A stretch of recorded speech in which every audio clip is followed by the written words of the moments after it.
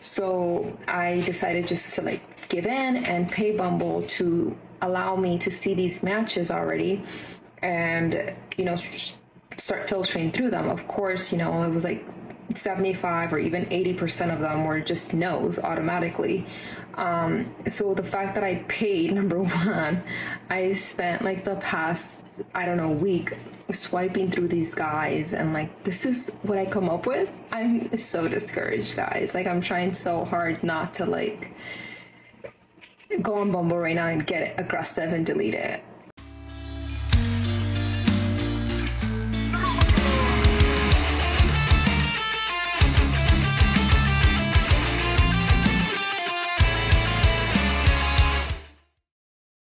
Guys, welcome again, you beautiful human beings, to another video. Before we start this one, I just want to make an announcement. I have opened already a Discord server for myself, so feel free to join. You will see the information in the video description and also in the pinned comment down below. So come and join us. You have a server department for the gym. You have one for memes, you have one for politics, etc. A lot of topics that you can discuss. So come on, join me. We can have discussions. You can talk between yourself, share memes, whatever you want to do. With that being said, guys, let's start with this video to see this woman ranting about Bumble. I'm seriously feeling so discouraged by Bumble sometimes. Like, I need to rant and vent. I just got off the phone with this guy, and he's telling me, we're having a great conversation. It was a random call. He didn't even ask me if he could call me. He just called me and I answered, and the conversation's going good. And he's like, oh yeah, I'm like, oh, so how's, what are you looking for? And he's like, oh, I'm not looking for anything serious right now. I actually, long story, but I just got divorced. I'm like, okay, like, why are you on here? Like, you just got a divorce, go work on whatever you got to work on, like, yourself. Why are you dating? But whatever, that's not me. I'm not here to judge that, right? So I was like, oh, okay. And he does not ask me what I'm looking for. And it's pretty clear in my profile that I'm looking for a relationship. And I'm not even talking anymore. Like, I'm not even, mind you, I stopped talking the minute he told me that he wasn't even looking for anything serious. Like, I stopped talking.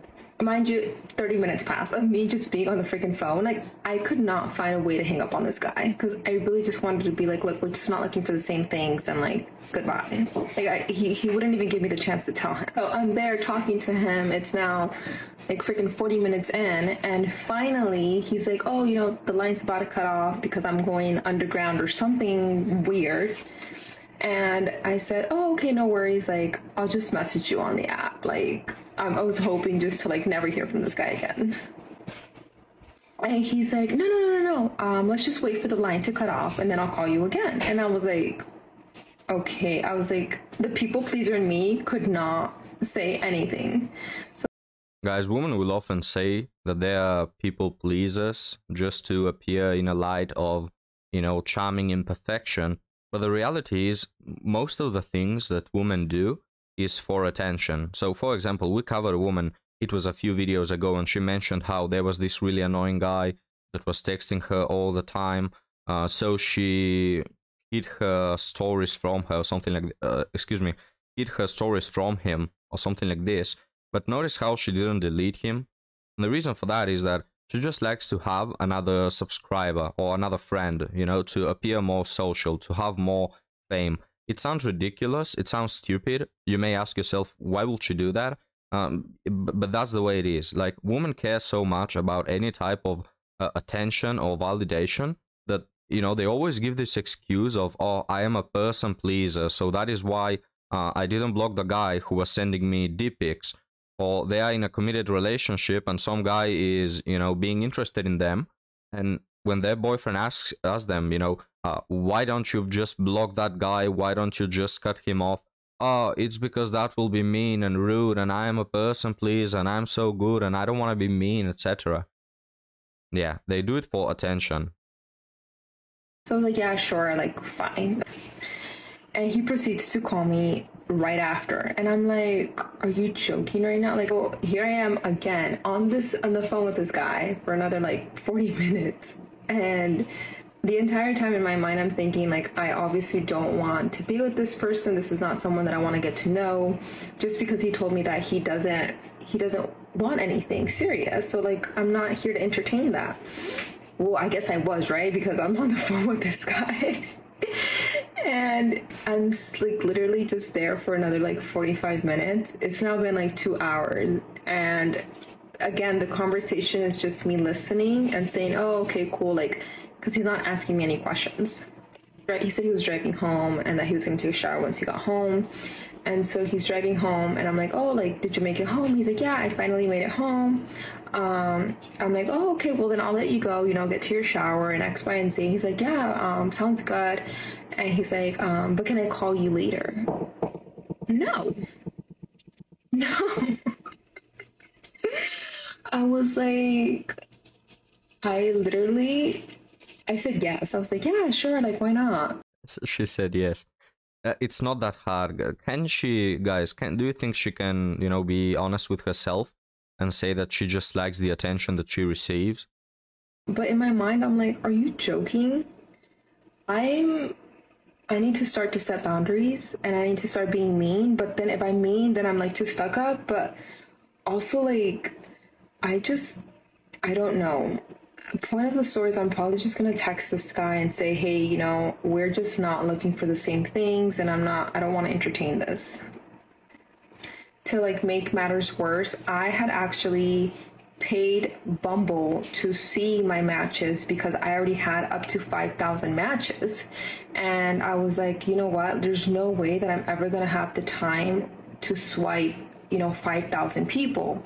So I decided just to like give in and pay Bumble to allow me to see these matches already and, start filtering through them. Of course, it was like 75 or even 80% of them were just no's automatically.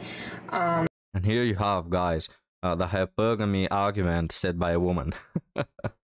80%, and guys, she's downplaying it right now. It's more than 80, but supposedly 80% of the 5,000 matches are immediate no's. Immediate, it's not like I will see. No, it's just no. The hypergamy argument, guys. This woman, and not looking bad. I'm not saying she looks bad, but come on, man. 80% of them. If you check on the guys that she's saying no, like most of them are probably higher than her. They have many more things going on for them. So the fact that I paid, number one, I spent like the past, week swiping through these guys and like, this is what I come up with. I'm so discouraged, guys. Like All right, gentlemen. So now I don't know how Bumble works. I'm really far away from that crap of online dating. But the thing is, I don't know if these guys are 5,000 guys that want to match with her or just 5,000 options that can maybe match in between them. But it's either way, she's either just ignoring all the 5,000 guys that want to have something with her, or she's just extremely picky and she can't make none of them work. Both cases are bad and talk bad about her. And the thing is, gentlemen, I'll say this again, but if you give a man 5 options, he will make one of them work. If you give a woman 500 options, she will make none of them work. And she will just increase her standards, because if there is a guy that she maybe likes, she will still think, I can get something better than that. It's ridiculous, guys.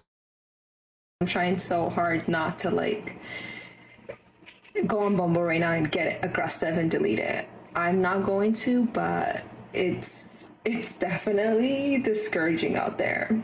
So moral of the story is don't get discouraged. Just keep going. Something will happen. Guys, moral of the story for the boys is I would strongly advise you guys just don't look for anything serious on dating apps. You will not find the love of your life on dating apps. I think those two things are opposites. Finding love and dating apps, they just don't stack up. They don't go well on one sentence. So if you're looking for something serious, which again is also a bad idea, but definitely you won't find it on dating apps. All you have there is the occasional fun. And this just, begs the question, why are women who are looking for something serious on dating apps when clearly there's nothing serious going on there, in dating apps, Tinder, Bumble, all the other names. There's nothing going on there, man. Like, people, I forgot the numbers, guys, but an incredibly high percentage of Tinder is just casual dates. And in between the people that are looking for something serious, they don't even last together. So, yeah. I'm sitting in my bed thinking about all the last dates I've been and how disastrous they were. And kind of judging myself for going on so many dates, for going back on an app. And then a thought crossed my mind that I wanted to share with you, because maybe you're in the same situation. This will bring some light. Imagine if you're looking for a job. Wouldn't you be connecting with your whole network and letting them know? Wouldn't you be going into a lot of websites, into different social media platforms, going into interviews? And wouldn't you be proud of yourself if you went to 3 interviews every week, or 10 interviews every week, or every day? So why do we, because I'm sure I'm not alone in this, judge ourselves if we go on 3 days a week or 10 days a week? Because it goes to show that your standards are astronomically high, perhaps. Because, guys, if you go on 3 interviews, normal. But if you go on, 70 interviews and you can't find a job, that speaks more about you than the jobs you're applying for, you know what I mean? And since this woman likes, the analogy so much, I'll give you another one. So, question for you, madam, and question for all the ladies and gentlemen who are watching. Riddle me this. Imagine you are a recruiter, or you are in human resources, or you're a boss looking to employ people. Imagine you see a 25-year-old woman who wants to apply for the job, and you see her resume or her curriculum, and you see that in between 18 and 25, so in the span of 7 years, she has switched 80 jobs. All right, in 7 years, she has switched 80 jobs. What would you think? Would you say, hey, the past doesn't matter, as long as you are here and you want to work with us, that's cool, feel free, welcome in? Or would you ask her, hey, why the hell in the span of 7 years you've changed 80 jobs? Something doesn't add up. Are you just really bad at working? Do you come in 3 hours later every day? Do you just sleep all day? What's the freaking reason for changing so many jobs in the span of 7 years? What is the reason that you can't make none of them work? You see, madam, why it's bad when women have high body counts or a big number of failed relationships? Because it just goes to show that this person doesn't have what it takes to keep a man. Right? Because you wouldn't take in, right? If you were an employer, you wouldn't say welcome to the person who in 7 years has changed 80 jobs. And the number just keeps increasing, guys. Like, some women at age 25, they have already triple digit body counts. So this woman right here, I don't know if she's 40, 30 something, I don't know.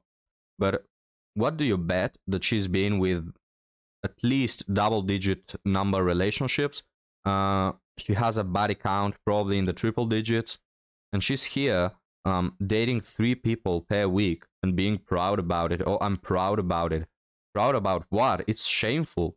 It's disgusting. You can't make anything work. You are single at 40 years age. You're probably being around, riding the carousel.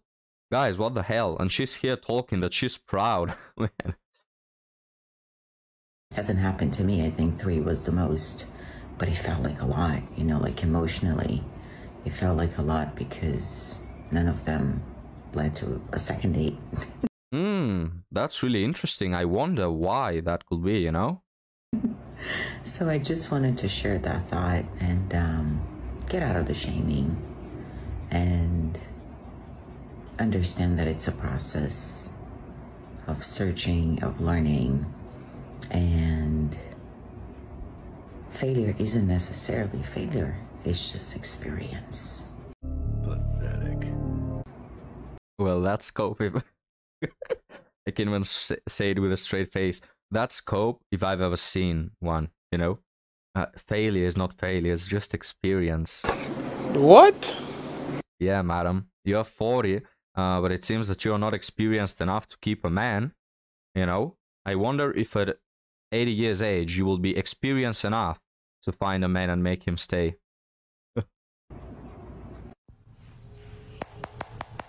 Public service announcement. Oh, you know it's gonna be good when they say public service announcement. Never let a person show you they don't want you more than once. You see, if you're dealing with a narcissist, most of the time they are not going to tell you they don't want you because you are supply. They need supply from different people, but they will show you with their actions. After you get out of the love bombing phase, where they are the man or woman of your dreams, you are going to get into a phase where they want to discard you. And they will show you that with their actions, but they won't say it with their words. Okay, bye. Okay, bye. Okay, guys, I'll add that. Okay, I'll add that advice. Really good advice. Beautiful. I'll add it to the book of women over 30 advising. That no young woman ever reads or cares about or listens to. But with that being said, gentlemen, thank you for watching this video. Thank you for being with me and the dog. Again, feel free to join our Discord and leave me your thoughts about this video down below. I'll be happy to see you next time, guys. Bye.